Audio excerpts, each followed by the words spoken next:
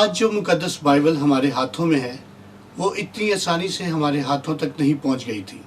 इसके पीछे बहुत सारे लोगों की मेहनत और कुर्बानियां रही हैं, क्योंकि कहीं ना कहीं उनके दिल में ये बात बिल्कुल वाज़ह थी कि खुदा का कलाम जिंदा है।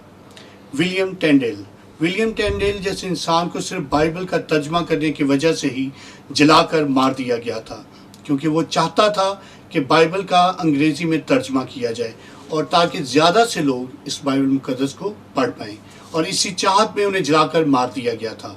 नॉर्थ कोरिया, सोमालिया, अफ़गानिस्तान, ये आज भी ऐसे मुल्क हैं जहां बाइबल मुकद्दस का प्रचार आप पूरे तौर पर नहीं कर सकते, और ये वहां पर बैन है। अगर इन ममालिक में कोई शख्स बाइबल मुकद्दस को तकसीम करता हुआ पाया जाता है तो उसकी सज़ा सिर्फ़ और सिर्फ मौत होती है।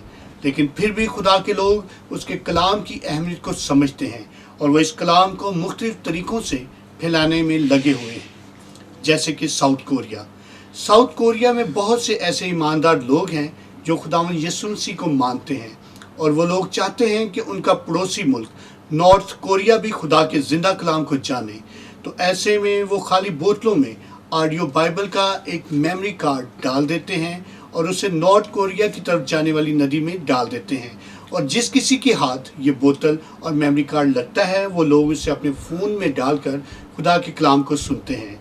मतलब साफ है कि साउथ कोरिया के मसीही भाई बहन एक बोतल में एक छोटे से मेमोरी कार्ड को डाल देते हैं।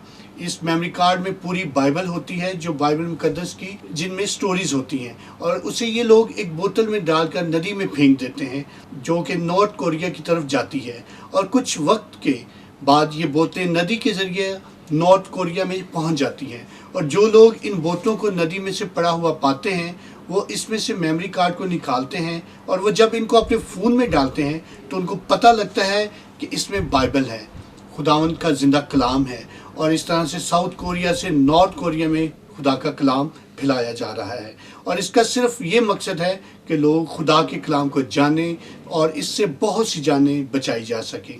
तो इस तरह से लोग साउथ कोरिया से नॉर्थ कोरिया में खुदावंद के ज़िंदा कलाम को फैलाने की कोशिशें कर रहे हैं। कोलंबिया भी मसीहों के लिए एक बहुत ही ख़तरनाक मुल्क है। वहाँ पर भी हज़ारों मसीहों को कलाम की मुनादी करने पर मार दिया जाता है, लेकिन इतने मुश्किल हालात में भी पास्टर रोलो जैसे लोग खुदावंद के काम को बखूबी करने के लिए जंगली हिस्सों में भी चले जाते हैं। रोलो कोलंबिया में रहने वाले एक पास्टर हैं जो कि बाइबल मुकद्दस बांटने के लिए घने जंगलों में चले जाते हैं, और वो भी दहशतगर्दों के बीच। रोलो से एक बार पूछा गया था कि आप बाइबल बांटने के लिए इतना बड़ा रिस्क क्यों लेते हैं, अपनी ज़िंदगी को भी कुर्बान करने के लिए तैयार हो जाते हैं। और पास्टर रोलो ने कहा था कि मेरी जान खुदा की अमानत है। उनके पास एक बाइक है, वो इस बाइक के ज़रिए घने जंगलों में जाकर खुदा के कलाम को बांटते हैं और उन तक ये कलाम पहुंचाते हैं। कोलंबिया के दूसरे इलाकों में जहां पर जाना बहुत मुश्किल होता है और कोई रास्ता नहीं है, वहाँ पास्टर रोलो बोट के ज़रिए सफ़र करते हैं, और इन ख़तरनाक रास्तों से, नदियों से, जंगलों से होते हुए वहाँ पर पहुँचते हैं। फिर पास्टर रोलो अपना काम बखूबी करते हैं और खुदा के कलाम को बांटते हैं। दोस्तों, आज मैं आपसे पूछना चाहता हूँ कि आप खुदा के कलाम को फैलाने के लिए क्या करते हैं? क्या आपको ये भी बताने में शर्म महसूस होती है कि आप एक मसीही हैं? आपने आज तक कितने लोगों के साथ खुदा के कलाम को शेयर किया है और अपनी गवाही को दूसरों के साथ बांटा है, और खुदा के कामों का जिक्र कितने लोगों को सुनाया है? देखें, आपके और मेरे पास जो बाइबल मुकद्दस है उसको पढ़ें। इस खुशखबरी के लिए न जाने कितने सैकड़ों लोग इसका इंतज़ार कर रहे हैं, लेकिन आपने इस खुशखबरी को अपने घर में बंद करके अलमारी में रखा हुआ है। दोस्तों, अपनी बाइबल मुकद्दस उठाएं और खुदा की मर्ज़ी को पूरा करें, और उस जिंदा मसीह के बारे में बताएं जो अब दोबारा आने वाला है। वक्त बहुत कम है, इसे गंवाएं मत। अपनी बाइबल मुकद्दस ज़रूर पढ़ें।